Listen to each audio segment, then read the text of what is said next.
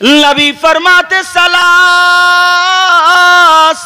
ला यक़बलुल्लाहु अज़्ज़ा वजल सरफ़न वला अदला आक़ु व मल्लाल व मुकज़्ज़िबुम बिक़द्र। मेरे नबी ने फरमाया पूरी दुनिया को टटोलो, इनमें 3 किस्म के लोग ऐसे भी हैं जिनकी नमाजें होती नहीं। नमाजें पढ़े, रोजे रखे, ज़कात दे, हज करें, कितने ही नारे लगाएं, कितनी तकरीरें करें, कितनी नातें पढ़ें, ये 3 तरह के लोग ऐसे हैं उनकी कोई भी चीज काबिल कबूल अल्लाह की बारगाह में नहीं। वो 3 तरह के लोग कौन है? फहरिस्त खोलूं, मैं हदीस पढ़ूंगा, तुम देखना कौन कौन है। नबी फरमाते सलासा 3 तरह के लोग ऐसे हैं ला यक़बलुल्लाहु अज़्ज़ा वजल सरफ़न वला अदला। उसका ना नफल कबूल होता ना फर्ज कबूल होता है। 3 तरह के लोग। अल्लाह, वो लोग कितने बुरे हैं भाई। कोई अगर चोरी कर ले, फिर नहा धो के पाक साफ होकर के वुजू बना करके मस्जिद में पढ़े, शरीयत के एतबार से शरअन उसकी नमाज हो जाएगी। शराब पी ले, नशे से बाहर आए, नहा धो करके पाक हो करके वुजू बना करके मस्जिद में जाके नमाज पढ़े, शरअन उसकी नमाज हो जाएगी। मगर कौन सा ऐसा गुनाह है जो गुनाह करता है फिर उसकी नमाज ही नहीं होती, उसके रोजे नहीं होते, उसकी ज़कात नहीं होती, उसका हज नहीं होता। कौन सा ऐसा गुनाह करता है वो इंसान? नौजवानों, तुम्हारे मतलब की ज्यादा सुन लो। कहीं ऐसा तो नहीं है खाली नारे लगा रहे हो, कहीं ऐसा तो नहीं है खाली झटके में हो। नबी फरमाते सलासा ला यक़बलुल्लाहु अज़्ज़ा वजल सरफ़न वला अदला। वो 3 लोग हैं, उनमें से नंबर 1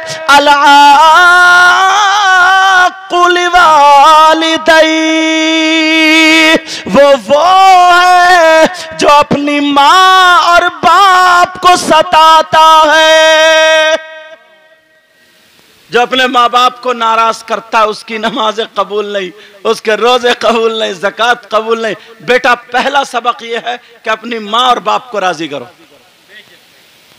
क्योंकि तुम दुनिया में आए हो। अल्लाह चाहता तो बगैर माँ बाप के पैदा कर देता, मगर नहीं किया उसने। तुम्हारा वसीला तुम्हारी माँ और बाप है।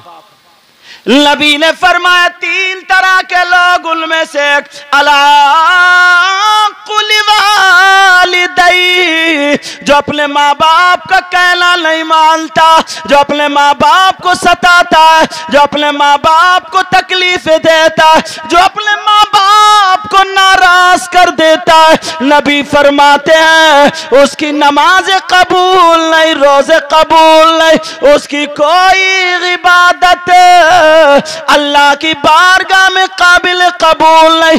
इसलिए जिससे माँ बाप नाराज है, उनसे उनका नबी भी नाराज, खुदा भी नाराज। और जब नबी नाराज, खुदा नाराज, तो उसकी दुनिया भी बेकार, उसकी आखिरत भी बेकार।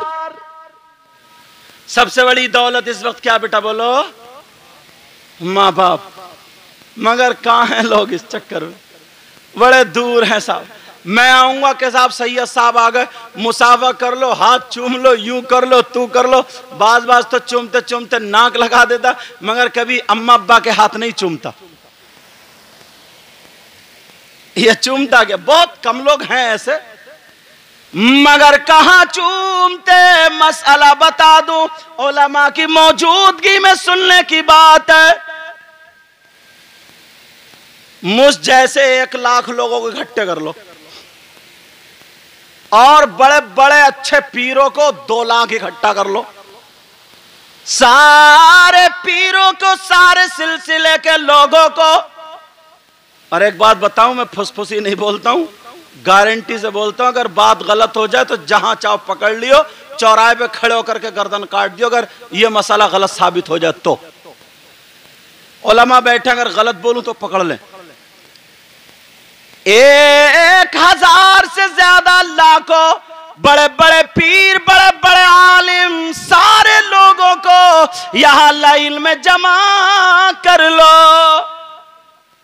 बेटा बात हो गई हो तो मेरी तरफ तवज्जो। सारे लोग यहां पर जमा हो जाए और तुम्हारी माँ और बाप अगर यहाँ एक तरफ खड़े हो, अगर तुम्हारे माँ बाप नाराज हो और ये सारे के सारे मिलकर के तुम्हारे लिए दुआएं कर रहे हो क्या कर रहे हो बोलो?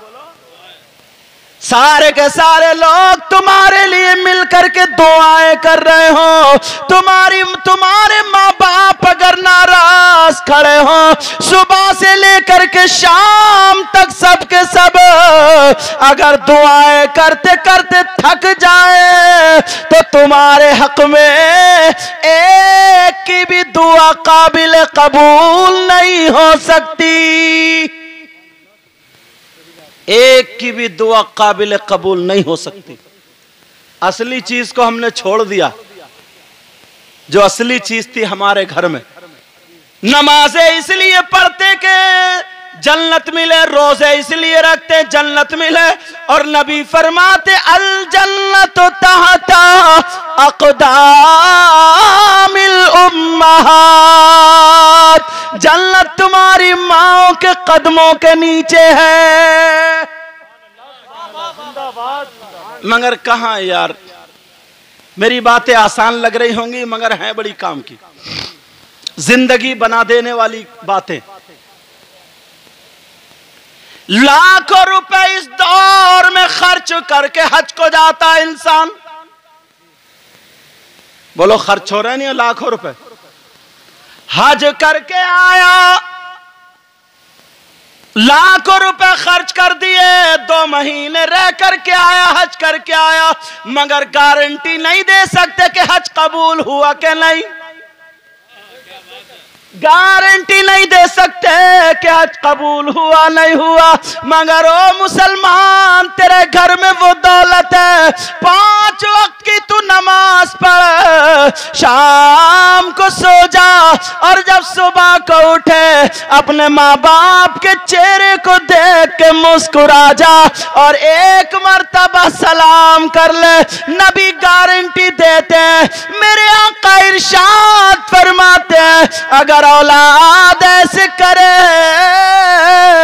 तो उसे एक हज मकबूल का सवाब मिलता है। 3 तरह के लोग ऐसे जिनकी कोई इबादत काबिल कबूल नहीं। नंबर 1 माँ बाप का नाफरमान, नंबर 2 वमन्नान, एहसान करके एहसान जताने वाला, नंबर 3 व मुकज़्ज़िबुम बिक़द्र, तकदीर को झुटलाने वाला।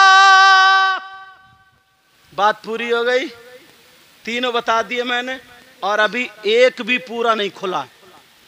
तुमने इतना साथ दिया, एक बंदा भी उठ के नहीं गया। मेरी बहनें भी ऐसी बैठी, मगर मैं तुम्हें उस वक्त अच्छा करूंगा, अच्छा समझूंगा। हाँ, तो मैं उस वक्त मैं अच्छा समझूंगा कि जब तुम मेरी इन बातों पर, बल्कि मेरी क्या ज़बान, मेरी नबी की बातों पर अमल करो। आज के बाद नमाजों की पाबंदी करोगे? बोलो। माँ बाप को नहीं सताओगे ना, किसी को तकलीफ नहीं दोगे। मेरी बहनें पर्दे से रहेंगी, पर्दे से, और मोबाइल नहीं चलाएंगी, और माँ बाप का कहना मानेंगी, कुरान पढ़ेंगी, नमाज पढ़ेंगी। ठीक है? इंशाअल्लाह हमारी आपकी ज़िंदगी रही तो फिर मुलाकात होगी इंशाअल्लाह। ये चहल्लुम के मौके पर प्रोग्राम था, इसलिए मैंने सोचा ये घरेलू बातें बता दूं, फिर कभी इंशाअल्लाह अल्लाह ने अगर मौका दिया तो टूटी फूटी जैसे भी ज़बान है इंशाअल्लाह गुफ्तगू होगी। अल्लाह तुम्हें सलामत रखे, अल्लाह ईमान पर रखे, ईमान पर उठाए। हमारे कारी साहब के वालिद मोहतरम की उम्र में बरकतें अता फरमाए, वालदा मोहतरमा की उम्र में बरकतें अता फरमाए। कितना सब्र है, बेटा बहुएं ये सब सामने जा रहे हैं, मगर कोई बात नहीं है, न खुशी अच्छी न हुस्न व मलाल अच्छा, खुदा जिस हाल में रखे वही हाल अच्छा। इंशाअल्लाह मेरे साथ में सब लोग तौबा पढ़िए, पढ़िए अस्तगफिरुल्लाह अस्तगफिरुल्लाह रब्बी मिन कुल्ली ज़म्बियों व अतूबु इलैहि ला इलाहा इल्लल्लाहु मुहम्मदुर रसूलुल्लाह व मा अलैना इल्लल बलाग। अस्सलामु अलैकुम व